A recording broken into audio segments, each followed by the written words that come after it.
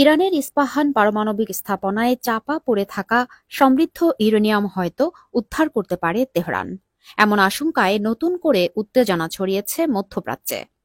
Israeli গোয়েন্দাদের দাবি, হামলায় ক্ষতিগ্রস্ত পারমাণবিক কেন্দ্র থেকেও ইরান তার ইউরেনিয়াম পুনরুদ্ধারের চেষ্টা করতে পারে, আর সেটা হলে আবারও হামলা চালাবে ইসরায়েল।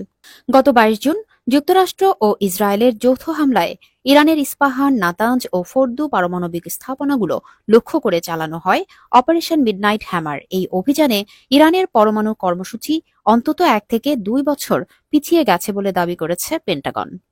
তবে সবকিছু ধ্বংস হয়েছে কিনা সে বিষয়ে দ্বিমত রয়েছে মার্কিন গোয়েন্দা সংস্থাগুলোর ভেতরেই।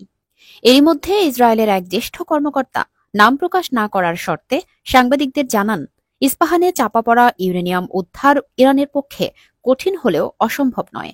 তিনি বলেন, যদি তারা পুনরুদ্ধার শুরু করে, আমরা তা নজরে আনব এবং প্রয়োজনীয় ব্যবস্থা নেব।